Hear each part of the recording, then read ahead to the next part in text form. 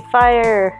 And I'm David. I forgot to say that this was the cosplay Stitch and Seam. Yay! Oh my gosh. It's where we cosplay with stitches and seams. So many seams, so many stitches. I don't know how to follow that up. You That's don't very follow good. that up. This is the cosplay Stitch and Seam Power Hour. We got this. Where every hour, on the hour, we just have a good old time with the Fods. Oh my gosh. If you want to message us about this Stitch and Seam Power Hour, you can message us at cosplaystitchandseam.com or cosplaystitchandseam@gmail.com. There's a form on the website, or you can just email us straight. Or go to the Facebook page. Our fantastic little radio show has a Facebook page where we have a fantastic community of people who want to see what you're working on, hear your horror stories. And if you're not a big fan of Facebook, I get it. Neither am I.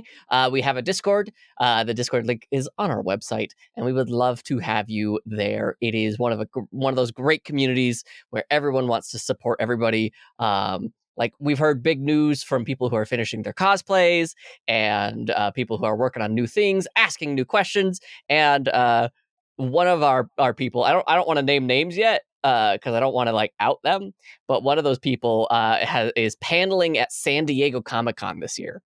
That's huge, and congratulations to you, person. I'm honestly a little jealous, and I'm super excited for you. it's so cool. That's so cool, and I'm so excited for you. If that's okay if I name you, let me know. Yeah. Because that's also like panic inducing. That'd be my anxiety of like, I'm doing a panel at San Diego. I get anxious when we do ones at like our local cons. I also am trying to set up all the recording and whatnot at the same time, so Yeah, you get I a have little bit of extra distractions. pressure. Yeah. Well, I have distractions, right? I have the ability to like, well, I just got to get the things working. I don't have a chance to think about anything else, you know? That's fair. That's fair. I like And that. while you're trying to figure out who we're talking about, and thinking, could I do a panel at San Diego Comic-Con? What would my panel be about? If you want to help the show, there are many different ways that you can do that. Share the podcast with a friend. Leave a rating and a review. I've even set it up on Spotify that asks you, what are you working on this week? Feel free to, if you're on Spotify, feel free to fill that out. We would love to see what you guys are working on. And of course, we do have a Patreon, patreon.com/cosplay stitch. For $3 a month, we give you a shout out on the show every single episode. And for $5 a month, you can join our Cosplay Chronicles. Oh, yeah. It's so quiet for us now. It'll be louder in post, but it's kind of nice. We play D&D. It's cosplay themed, and man, we're going to do some awesome training montages coming up soon, and I am so excited! Training montage! Speaking of training montages, how realistic are training montages? I mean, I don't know. They're not really that realistic, right? Because Rocky's only training for a week, and he's supposed to be in fighting shape to fight Apollo Creed? No, that's not how this works. Oh, yeah. So we're going to talk about that realism aspect of it, or your realism versus the accuracy. Oh, yes. This is a great topic. I've been way excited for this one. Yeah, we thought about this, and we were like, this would be a good one, because I'm in the midst of it right now with my guts build, where it's a big giant sword. How do I put that on my back? Where do I draw that line of what is, hey, I need to do this for my safety and my health, and it'd be really nice if I could get this 1-to-1 accurate. So I would love to hear your general thoughts, Vfire. Oh, yeah, absolutely. My big one that usually comes into play is cosplaying as Link, and the whole idea that like he's got the sword on his back, and pulls it off and smoothly and fluidly, and like boom, sword in hand. It does not work in real life. The sword is too long. It gets stuck, and then you're like looking like an idiot trying to get this thing off your back. I've done it before. Yeah. and trying to come up with a way to make it so you can pull it out. There are some tricks and things, none of which I've been able to do super successfully. I do have one with the goddess blade from Skyward Sword, where I was able to do that, but like I had a whole slice down the side of my sheath for it. And it didn't quite look exactly how I wanted, so there's this whole like you can get the accurate movement, but then you lose the accuracy of the look. And so when it comes down to accuracy versus realism, you kind of got to pick and choose what works best for you.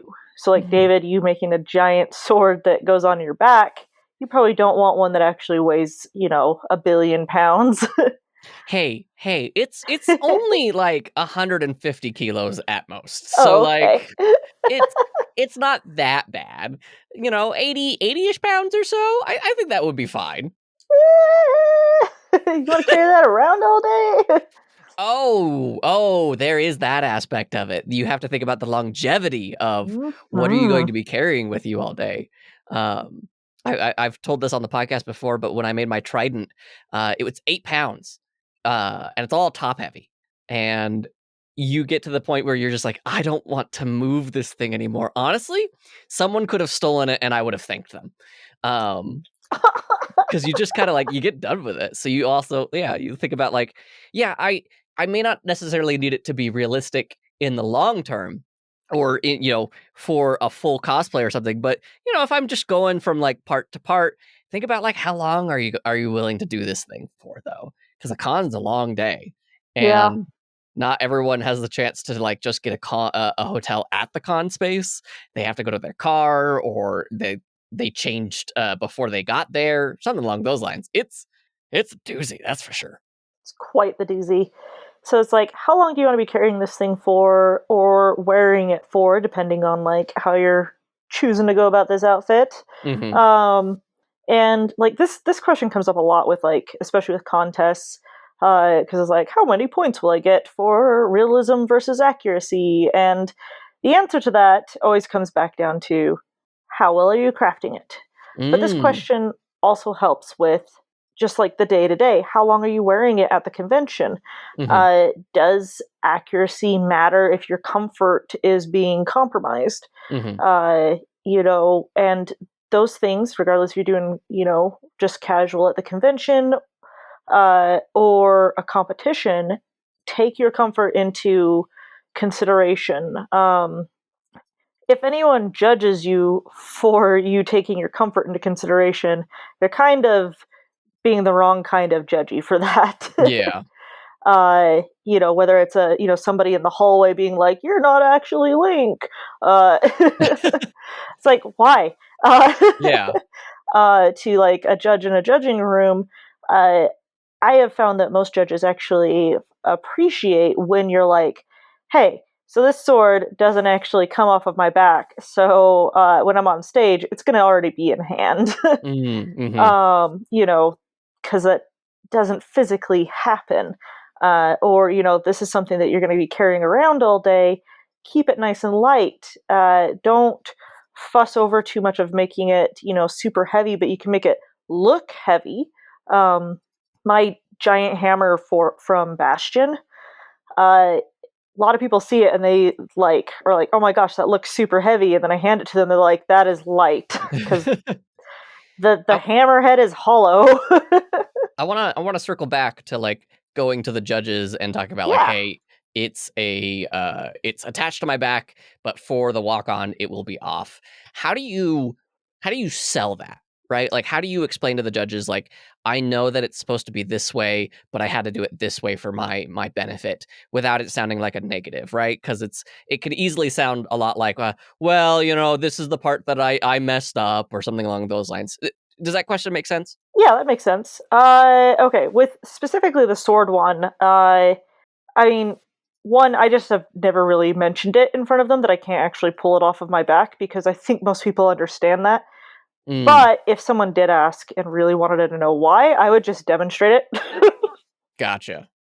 But I do know that like sometimes that does come up where it's like, hey, why did you choose to wear flats instead of heels? Mm-hmm. And it can just be it's not because you couldn't make the heels. It could just be I'm just much more comfortable and will be able to do the movements on stage easier for myself in flats. Just a simple explanation like that. It doesn't mean that you are sacrificing the quality, because accuracy and quality don't always line up. So it's like you're not sacrificing the quality, you're just trying to focus more on my feet will be more comfortable this way. Would it be fair to say, as long as you have like a specific understanding as to why you took that action, that a judge would consider that a better answer than not? Yeah. Okay. Yeah. Because to go back to your example of like, hey, I'm wearing flats today. It was like, oh, it's because they were comfortable. Instead of like, I recognize that it's not accurate, but to be walking around in 6-inch heels is not going to be the most comfortable. So I still decorated them to the theme and whatnot, but I wanted to make sure that I would be able to present myself in the best way.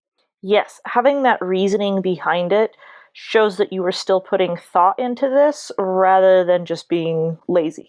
In cases like those, there's others where it's like, hey, I know accurately in the whatever show or game that like a specific thing's supposed to function a certain way, but for the stage performance I wasn't able to make it accurately do that, but I do this cool trick to make it appear to do this thing.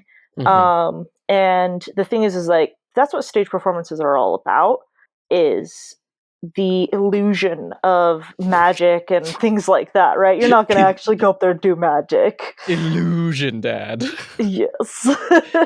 Okay, so it sounds like it kind of becomes like debate terminology of like, you want to use the correct terminology and not use like negatives and buts and whatnot. You want to like, hey, this was in my capability and this was for my health, and as long as they like have answers that justify your reasoning in a well-told manner, it doesn't seem to matter if it is accurate versus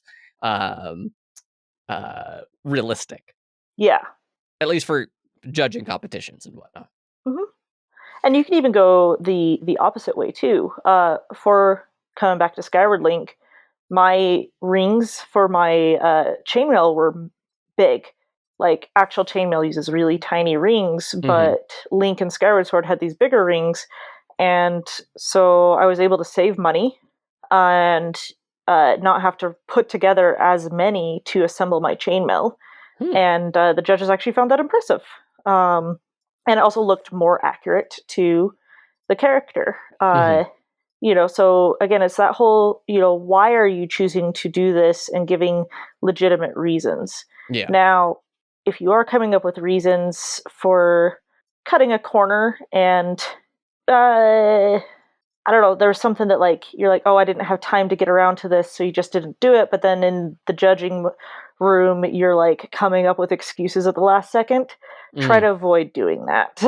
Yeah. Most of the time the judges will know you're kind of BSing it. It's kind of like a parent. They've been there before. Yeah. They know what's happened. Yeah, I had one person come in. This is a long, long time ago. I don't even remember what they were cosplaying in particular. But I remembered them saying that, oh, I left the leather of this outfit with raw edges for a more authentic look, which I would have believed if any weathering or other things were done, other than it just looked like they cut out a piece of leather and just strapped it on. Ooh, that sounds like a fun episode of like strangest excuse that you heard while judging.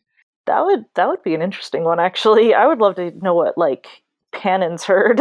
Oh, I'm sure she's heard some of the best of like, well, actually, it has nothing to do with this style. It's Rococo, and you have to understand that feudalism was a big proponent for why the thread would be bare. Yes. Yeah. Okay. Yeah. All right. So gotta consider my comfort, my safety, Mm-hmm. and maybe even like my limitations and knowledge. Would that be Yeah. a fair one to say as well? Of like I think so. maybe I don't know how to weld, right? Yeah. Yeah. Actual chainmail from medieval time is welded. The rings are welded closed. Did you know that? There's a I saw a TikTok. I think it's from like BE cosplay or something like that. I can't remember the group, but they did like a I'm trying to find it real quick. Cosplay shop YouTube. They said Ooh. when you're making cosplay, don't make it out of concrete because concrete's heavy. Instead, you should use foam because it's light, and just like that level of like common sense kind of humor really tickled me and just that brought me back to what we were just talking about. I'm sorry. Please continue. No. I love that. That was very cute. Yeah. Just don't make it out of concrete. Made it out of foam. Oh, yeah. No, when you like look at like actual armor and stuff like that, there's a lot of work that goes into it. And if you have the capability to do that, that's awesome. But not everybody does, and you don't have to go to that level to create something impressive. So comfort, mobility, take your skill sets into mind, and I had another one I was going to go for there. Think about like the functionality of it. What do you actually want this to do? Many movies, like you look at all these different movies out there, and the characters have this outfit, and in one scene it's like flowing a certain way, and another scene it's flowing a different way. That's because it's different outfits. It may look like the same one, but they're different. I think Wonder Woman has she has a leather version, a latex version, a foam version, and it just all depends on like what she needs to do movement wise. So when it comes to that whole accuracy thing, there really is no one singular accurate, this is the end all be all. This is what makes like the Star Wars charity groups, 501st and all of them, where they have like the really rigid like requirements for cosplaying and getting into their group. They're trying to be film accurate, but they also have to have panels of like people determine what film accurate is, because it is not the same outfit in all of the shots. That's a very fair point of like, yeah. How do you have that like balance? And it's fun when it's like a stormtrooper, right? Because it's panels and it's like little sections and areas, and you have like people that you can rely on. But when you're doing a cosplay that's nobody asked for, like, then you're kind of like SOL, you know what I mean? Yeah. It's like, oh. Whew. Yeah, that was a lot of info. I'm like taking a deep breath. Yeah. Trying to think if there's anything else I can add on to this. Just like I think it's also important to understand, like, to go back to my sword example, it's good to add things that's going to make it easier. So it may, like, it may be floating in midair, like Freeren's orb in her staff or something along those lines. But you're going to need something to make that.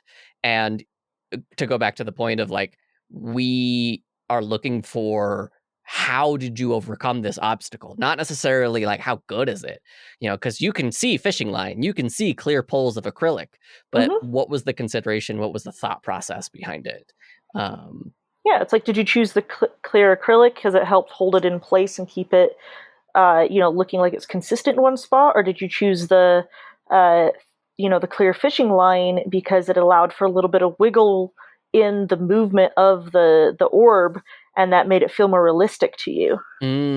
I love that. I love that idea. Like, so like, you're not doing the cosplay competition, so I can talk about my cosplay. So I'm thinking about like, with the big giant sword, it's huge. It's taller than I am. So I'm thinking like, instead of just the sleeve that it sits in on the back, it's not even a sheath. It's a little pocket I'm thinking of like adding a Warbler bracket so that way it has like a secondary point of contact, so it doesn't like fall off easier. There It you has go. like a little bit more of a shelf to sit on, and it will be easier for me to understand like, oh, it has to like, is it in the pocket? Is it there where it needs to be? I think also like, don't discredit those tiny little shortcuts. And what I mean by that is like, sometimes somebody's already done all the work making the exact design that you're looking for. Maybe it's you don't need to twine your own rope, you know? Yeah. You can buy the pre-dyed rope available. If you have the funds, make it work. Sometimes it's just a little bit easier to like buy the pre-spun rope. Yes, it is also really fun to make it too. But Vfire. that is coming from somebody who doesn't mind doing really weird, nitty-gritty, detailed stuff. You weirdo. I know. But in those moments where I've needed to save time, I just go buy the pre-colored rope because I should. Well, we've talked about what we would want to do, and since we don't have Pan in here for their insights, do you think it's time to move on? Yeah, let's go ahead and do some horror stories. Spooky, spooky, spooky. Oh yeah. Who do we got today, David? Today we have Foam Hand Soap. They posted, when I made my Noble 1 Halo armor, I was very new to everything. Making cosplay, 3D printing, painting, etc. Literally everything. I used a soldering iron to weld together the chess pieces, 8 in total, and it looked pretty strong from a novice perspective.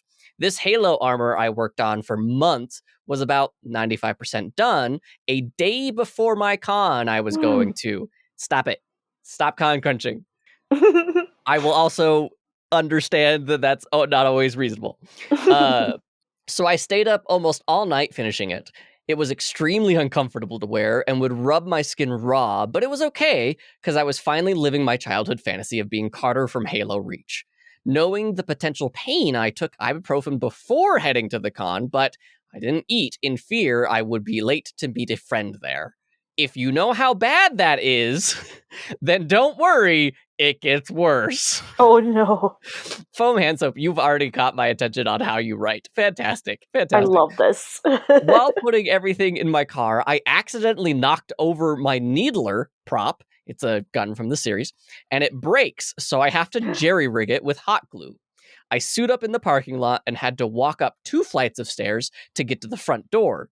Keep in mind, it's hard to walk and see when you're walking in the suit. I made it, though, and got inside. A piece of my belt immediately fell off as soon as I walked into the front door. I didn't really care, though. People loved my cosplay. I was having an amazing time for about 30 minutes. I started feeling lightheaded due to the medicine being on an empty stomach. I know there is a side room, and I walked over there. While walking there, my boot armor starts falling off. I carry on. I finally sit down in the side room, and it felt like I was going to throw up. The hot glue on my needler at this point was not enough to keep it together, and it was genuinely hanging on by a thread glue. I lean back, and I hear a loud crack, and everyone just looks at me. An entire section of my back armor broke off completely. No. So, I finally decided to leave with a walk of shame that ended my day at the con. I finally get home, about to pass out and throw up. My armor and pride was shattered. Happy ending. I fixed everything up for a Halloween party 2 weeks later and won their costume contest. Yay! Happy ending, yay! Yeah, and like, I hate that it felt like a walk of shame for you. I get that was the emotion at the time, but it's like, you walked in there with pride, you pre-planned, and, you know, what's it that Picard said? You know, you could do everything perfectly and still fail. Yeah, that's such a good line. Oh my gosh, it's such a good line. Oh, that whole episode. Good stuff. I must draw the line here and no further. I need to read his book. Yes. Yeah. I need to read his book. But yeah. Goodness. That's good stuff. I'm glad it had a happy ending. Definitely. And I do agree, definitely owning it as you went in. And it does really suck when things start falling apart so badly. And if you're feeling sick, that's even worse. Yikes. Take care of your health, guys. Yeah.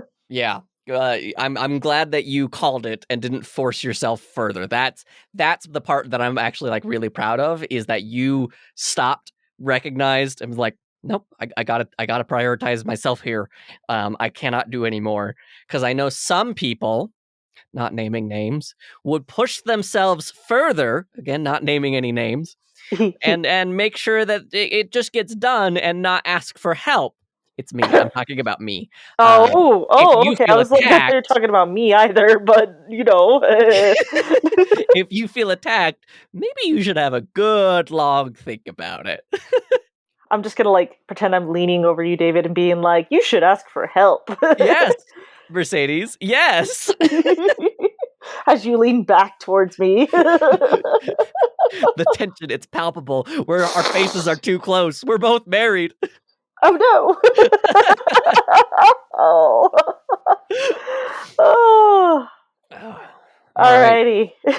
Where can they send more horror stories if they've got them? Send us more horror stories at cosplaystitchandseam@gmail.com or cosplaystitchandseam.com and fill out the forms, or go to the Facebook page. Tell us what your favorite radio show bit that I have done so far, because I've now done this like 2 or 3 times, I think. It's really fun. Or tell us your horror stories, your happy stories, your good time stories. We want to hear them all. We would love to share them on the podcast. So put them on the Facebook or our Discord, or you can even email them to us like we've talked about. And while you're on the internet, if you want to help out the show, there are so many ways that you can do that. Share the podcast with a friend, leave us a comment, a review, whatever, wherever your podcasting app of choice allows. And of course, we have a Patreon, and some of the amazing people that we need to thank are Rain Mice, Misty Lee, Jack S, Cynthia Eve, Cosplay, Star, Fetcher, Troft Cos, Lydia, Yggdrasil, Dr. Steggy, Cynics, Jazzy Kofed, Jaguar Quinn, Gloria Shu, and Silver Deeds. Oh yeah. I am punless today. Oh no. Oh gosh. Google. Google. Puns. Digital puns. There we go. Digital puns. Yeah. Accuracy pun. I'm looking up an accuracy pun. Oh. Who will find it first? Oh gosh, come on, internet. Oh, it's stuck loading. Chuck Norris writes code that optimizes itself. That's not a pun. That's just a bad joke that I found. That's a good one, though. That is a good one. Accuracy puns. Internet, why? There we go. Sewing puns. So far, so good. Oh, I just got that one. That took me way too long. I think that's a good one. I think we can call it there. Okay. Bye, everybody. Have a good night. Bye.